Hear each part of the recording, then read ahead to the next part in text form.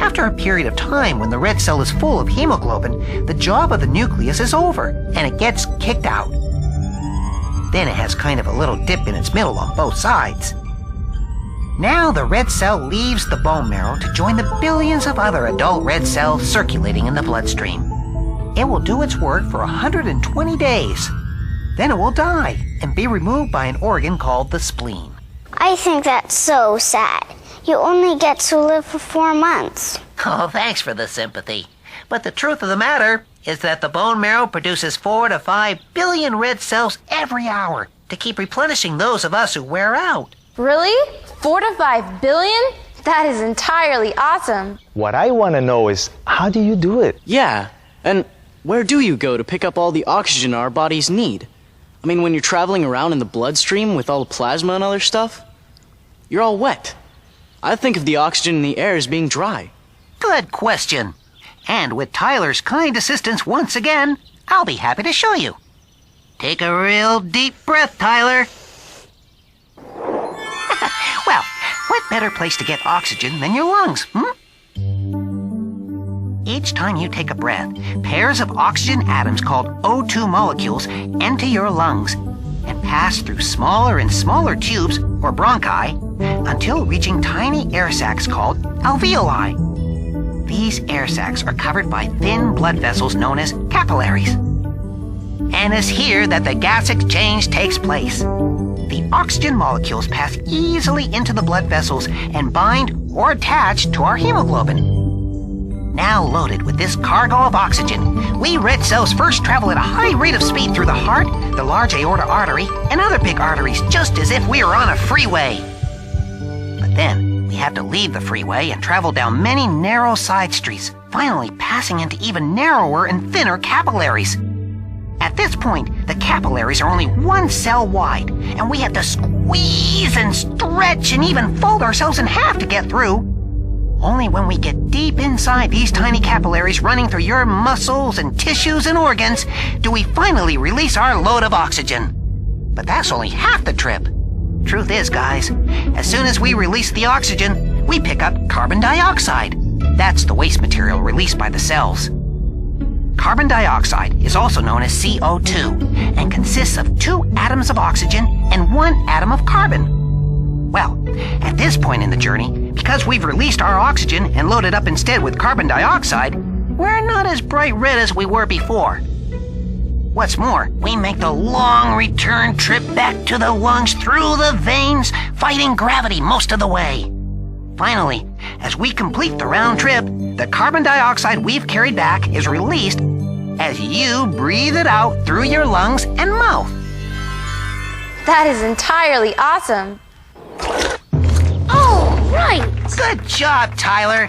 Woohoo! Oh. Ooh, yeah. Now, think about this. In the real world, that one complete round trip will take, on average, ready for this? It will take only 30 to 45 seconds. How about that? Actually, I think it's pretty cool. The next time I'm working up a sweat and my heart's beating really fast, I'll think of you zipping along at top speeds just for me. Well, thank you very much, buddy.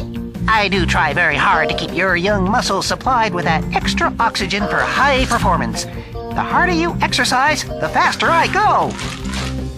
Oh, I think the stickler kits have finally arrived. You know, the platelets. Greetings, everyone! We're glad you're here for Ellie's welcome home celebration tonight. We just finished sticking up the final decoration for her party. Get it? Sticking up the decorations. Have you talked about how important we platelets are, Rory? Yeah. Yes.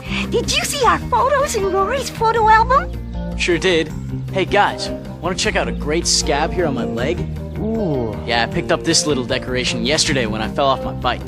Ooh, but did I hear you say picked, my boy? Oh, no. You must never pick at a scab. Never. Very bad. Very bad. Not good at all. No, I didn't say I picked at my scab. I said I picked up this little decoration when I fell off my bike yesterday. Well, that's a relief then, isn't it, Sticklers? Yeah, that's great. Yeah, for sure. Let's take a look. Ooh, hey. Isn't that a beauty? Ooh, My, we do good work, don't we? I think we do. I should say so. I really appreciate it, too. Thanks, guys. One thing about the sticklers, they sure know how to give themselves a plug. Oh, Mike, are you there? Help me out here, will you? I'm here, Rory, and I'll be glad to. Of course, Nathan has every reason to thank the stickler part of the blood family. When he took that dive off his wheels yesterday and cut his leg, it was his platelets that came to the rescue and helped stop his bleeding. That's their job. The platelets plug holes in vessel walls. Come take a closer look. Remember the super stem cell in bone marrow? When a stem cell decides to make platelets, it turns into a kind of factory cell called a megakaryocyte. This process usually takes several days.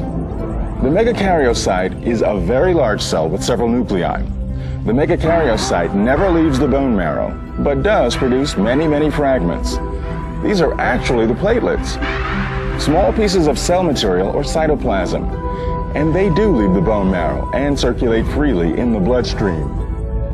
If you had been standing inside Nathan's blood vessel yesterday, looking at the tear in his vessel's wall, you would have seen thousands, no, millions of platelets responding to his injury, literally throwing themselves over his cut. They're sticky little characters. They stick to the wound's edges and to each other to form a plug that slows the loss of blood within minutes. Okay, here's a more scientific view. Here you can see how the platelets also attract a protein found in the plasma called fibrin and use it to form a dense netting. This fibrin netting traps red blood cells and quickly becomes a clot.